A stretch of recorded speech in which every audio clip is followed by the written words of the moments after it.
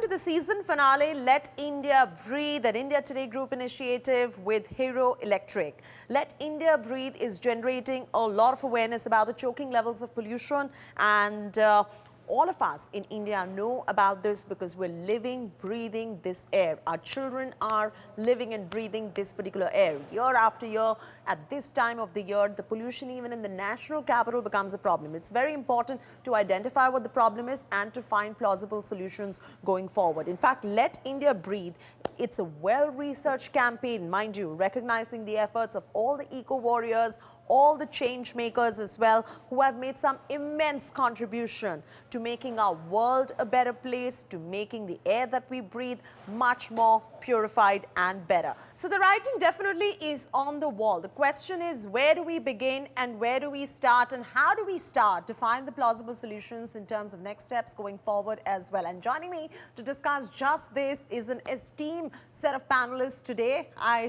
Join me in welcoming Naveen Munjal, MD of Hero Electric, environmentalist Dr. Anumita Roy Chaudhary, Center for Science and Environment, Dr. Arvind Kumar, renowned robotic chest surgeon, founder of Lung Care Foundation as well, and Mr. Sohinder Gill, the CEO of Hero Electric. What a pleasure to have all of you on the show today with us. I'd like to start with Dr. Arvind Kumar now. Dr. Kumar, there was a temporary respite in pollution as far as the air quality is concerned. It was much better during the lockdown, obviously because there were no vehicles out on the roads as well, and the emissions were much lower given the fact that the vehicles were not out on the road. But this choking envelope of air started with stubble burning, has started taking place in the northern states as well. There are other factors as well. That is vehicular emissions, like I was mentioning, dust as well equally responsible. So what, in your opinion, is the current and projected health quotient for us Indians in the light of this envelope? As you very rightly said, during the lockdown period, there was hardly any industrial activity. The vehicular activity had almost become zero. They were, except for essential services, there were no vehicles on the road. And also, when there are no vehicles on the road, there is no dust that is flying from the roads, and construction activity was stopped. So most of the factors which contribute to the ambient air pollution were actually taken care of, and that is why we had the cleanest air that we have ever witnessed in the last couple of decades. But as soon as the unlock started and the activities resumed gradually, so starting from resumption of vehicles to resumption of various other activities, including industrial activities. And now, if the petroleum consumption was anything to go by, we realize that vehicles are as much on the road as they were in the corresponding period last year. Add to that the stubble burning, which so sadly, despite all the noise that it creates, has gone on unabated this year also. All these have added to these excessively high levels of pollution. So it's a serious matter that we just cannot afford to overlook, and collectively we've got to sit down and find a way out of this mess. You know, I'm glad you mentioned it, because to be able to find a collective way out, we first need to identify where the problem really lies. Let's bring in Mr. Naveen Munjal on this. Mr. Naveen Munjal, one of the biggest contributors to the polluted air and the bad quality of air happens to be the vehicular emissions. And why do you think what rather are the primary reasons behind this, in your opinion? So there are numerous reasons why we have this actually. We've got old vehicles which are on the roads. These have not been scrapped yet in terms of the two-wheelers and the three-wheelers and cars. They've not been scrapped yet. We have there's a circle around Delhi, the peripheral roads, where traffic, the trucks, which are highly polluting, they are going day in and day out. They're transporting goods away around Delhi and for other parts of the country. The other part is that there is a very large now, even the B2B segment, where deliveries are taking place using two-wheelers. Now, majority of these two-wheelers which are being used are actually the older vehicles, and they are not complying with the current emission standards. That, with the winter onset, and like as Dr. Kumar was saying, we've got COVID on one hand and we've got pollution on one hand, and PM 2.5, we've seen various reports on this, is not very good for the lungs at all. And it's a deadly combination, it's a deadly cocktail when combined with what we have with COVID. Absolutely. Let's bring in Anumita Roy Chaudhary here. For us to reduce vehicular emissions, What are the immediate and long-term solutions, plausible ones, that must be put into practice right away, both in the space of personal as well as public mobility?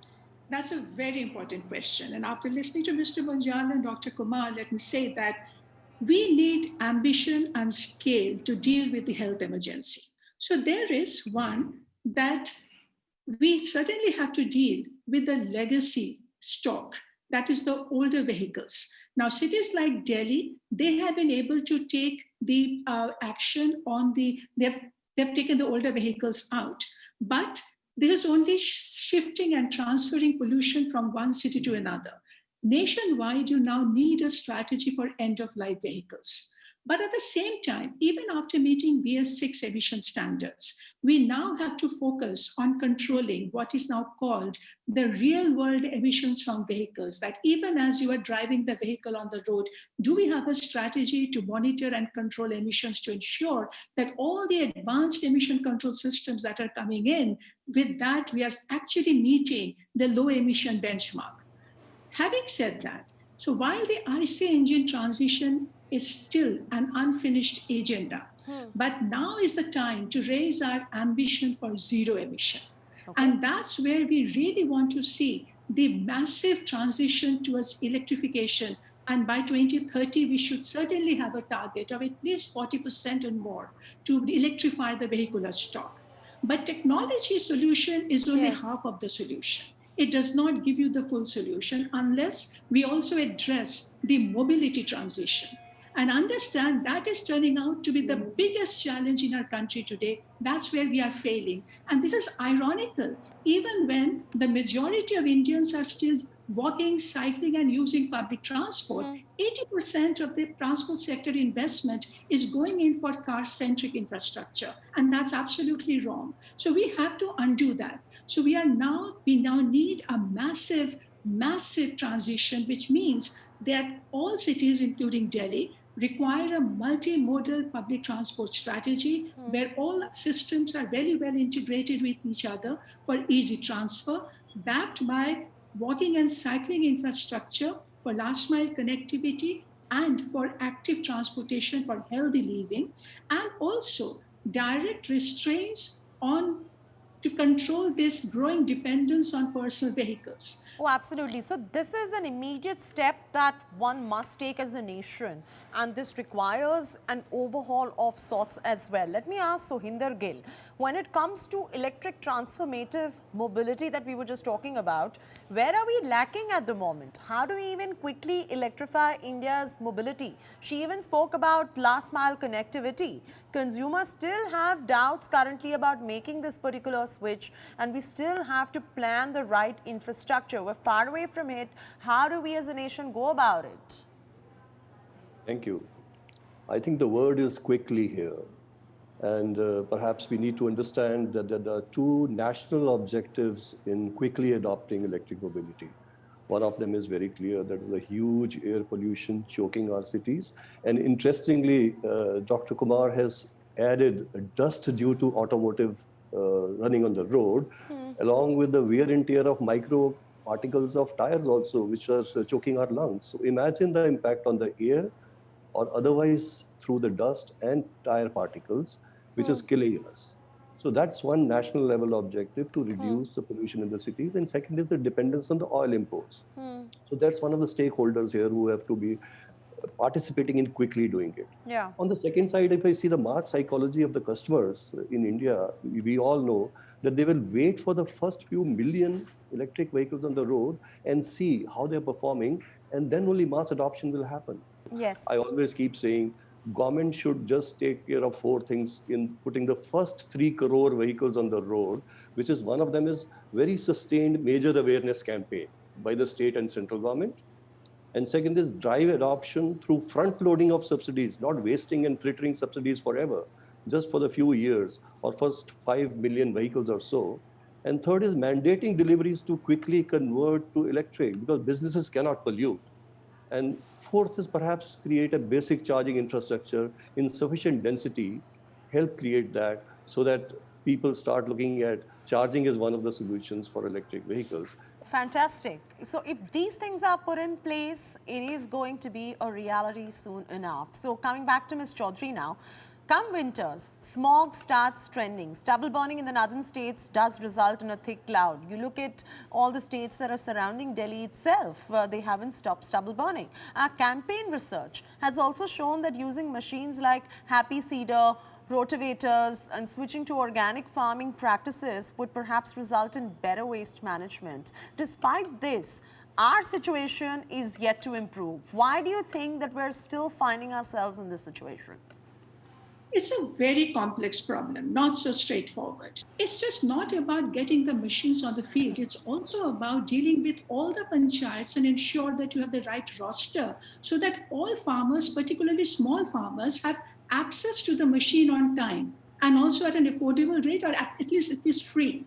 Now, managing that, the whole scale of that operation, that's where we are finding that there are big hurdles, and the state governments will really have to deal with that. Reason why we are still seeing the problem is that while we know the solution, steps are being taken, but we have not been able to implement at a scale. But the final and the long-term solution will come from only one, and that is why should a dry patch of land like Punjab and Haryana be so paddy dependent, which is a very water scarce area. So ultimately you'll have to change the cropping pattern, and your minimum market support price for the crops will have to change to disincentivize paddy in that region.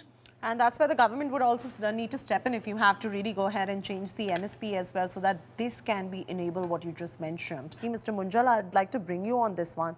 Despite organizations helping farmers to go organic and with the presence of the machines that we're talking about as well earlier, they continue to indulge in the old practices. How, in your opinion, can we deal with this in the times to come? When equipment is made available to them and they do use it, in a lot of cases, the cost that they were getting prior to this versus using the equipment is much higher. So the farmers shy away from it.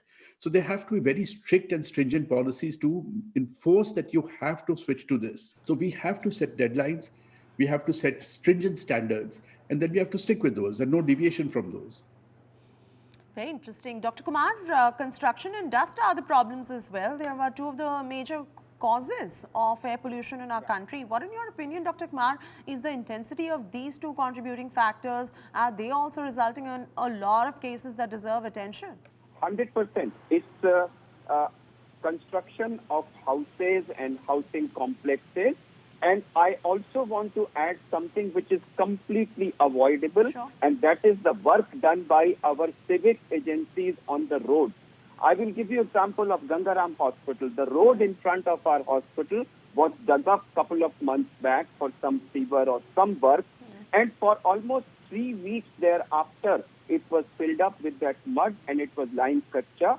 The entire stretch used to be filled with that dust particles. Till 3 weeks later, the carpeting of this was done. Now, this would not be allowed in any civilized country anywhere in the world. If the digging work is done in the night, you cannot let the sun rise without actually carpeting being done. I fail to understand why these completely avoidable sources of addition of dust to the environment cannot be taken care of by our civic agency. This would also substantially reduce the particulate matter in the air, as also applying the norms on construction sites. Well, we do have rules. We have rules that all the cement, etc. has to be covered. There are fines also, but then, compliance is where we fail. So I think, as Mr. Munjal mentioned, awareness is where I feel we still need to work a lot. People do know that pollution is a problem, but I don't think very many people are aware of the depth to which it is impacting our children. I want to reach this information that pollution is actually damaging the child yet to be born in your wife or sister's uterus. Once this information that little baby which is being nurtured inside the uterus is getting damaged, your future generation is getting damaged. Once this information reaches 130 crore people, I'm very confident their attitude towards pollution how much inconvenience they will be willing to accept will certainly undergo transformation. And as a doctor, as a lung care foundation, that's what we are engaged in. And I would seek this opportunity to, cooperate with Mr. Munjal. They have a vast network to reach out this information. Okay, Mr. Gill, dust which is caused due to construction, however omnipresent, is also like a silent killer, like doctor was explaining, of lung health. How can corporates and real estate developers now help with dealing in this? Because the civic bodies somewhere are really failing. Corporates do really have a responsibility here, and especially in the building dust. There are large builders here, and there are million-dollar companies working here, and now there are multinational companies over here. So I believe it's an approach which should be driven not so much from penalties and strictures, but from the corporates, or first finding low-cost, innovative solutions pertinent to Indian requirements, because we always try and do what Canada is doing, US is doing, trying to implement it, and that adds to the cost, and that creates problem of implementation. So corporates should find innovative, low-cost, innovative solutions, how to not create dust or how to handle dust in a very low-cost, effective manner, and then drive it through their corporate pressures that they have over the contractors. It's time now for a very short commercial break. More on this when we return. Stay tuned.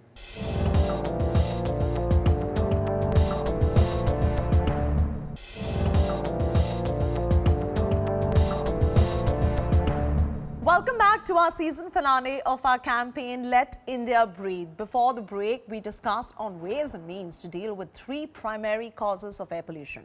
1, stubble burning, 2, vehicular emissions, and 3rd, dust and construction.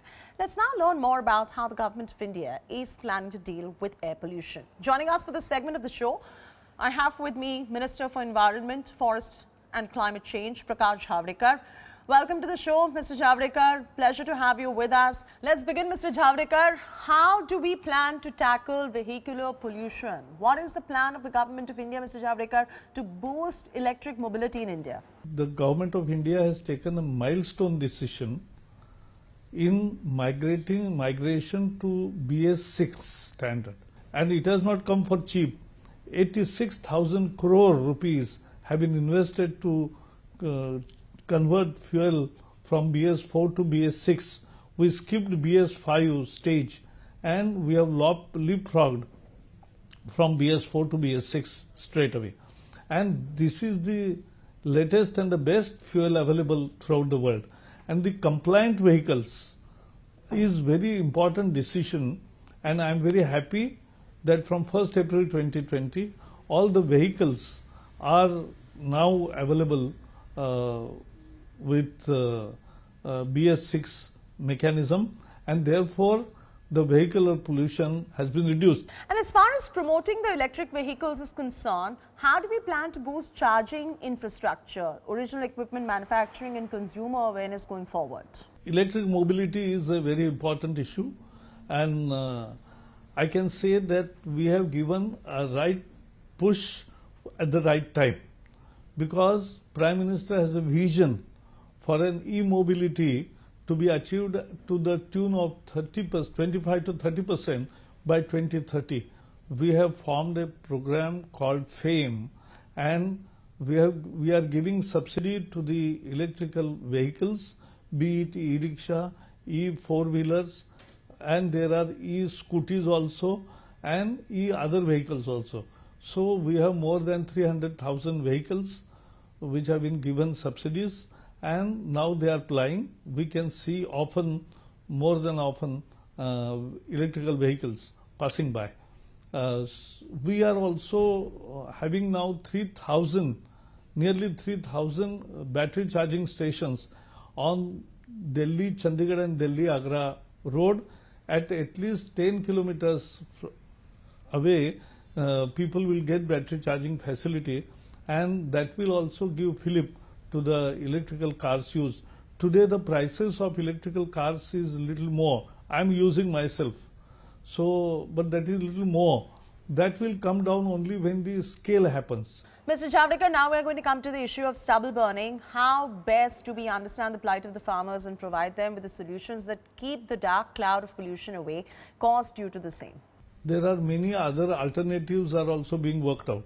One is the decomposer, which has been innovated by PUSA, the ICAR lab, and that is also working fine. This time we have taken good pilot projects in all the states and results are encouraging. At the same time, bio-CNG, the CNG conversion of stubbles is also important innovation, and that is also being tried out at a scale, and next year 3 plants will take more and more of the quantity of stubble so that the stubble doesn't get burned. At the same time, I think we have given machines of 1200 crore rupees. Farmers should use that more rigorously, and we will ensure that farmers get access to the machinery and also use it. Now, my next question is very important. How will the government ensure that construction norms are followed by developers, contractors and urban planners? In many cases, we've seen these norms being flouted openly. See, in India, unfortunately, for 70 years, there were no construction demolition waste management rule. In my first term as Environment Minister, I formulated construction demolition waste management rule. And so now there is a definite ban on how to put debris. You cannot just throw debris out of and alongside the roads. Now debris is collected, it is transported. In Delhi there are 3 factories which convert 6,000 tons of debris every day to make roadside furniture. So this is what is happening all around, and I am very sure that this will be a very important aspect. Thank you so much for taking the time out and joining us, Mrs. Javadekar. We all hope that you viewers were well tuned into this very important discussion. I thank you very much, Naveen Munjal, Dr. Anumita Roy Chaudhary, Dr. Arvind Kumar, Mr. Sohinder Gill, all for taking the time out and joining us on this broadcast. Let's all pledge to do our bit to make the country's air better. With that, we conclude the finale of Let India Breathe Season 1. I'd like to thank our guests all again for their expertise and their insights today. Reducing air pollution requires sustained efforts, as we've understood, in various areas to bring the desired impact. And we focused on some of the pressing issues that need urgent attention, and how can citizens also contribute in this endeavor. A lot of work is still required. All of this forms the basis of Let India Breathe Season 2, which will aim to bring a positive impact for times to come. This is Chaiti Narula signing off. Keep watching India Today TV.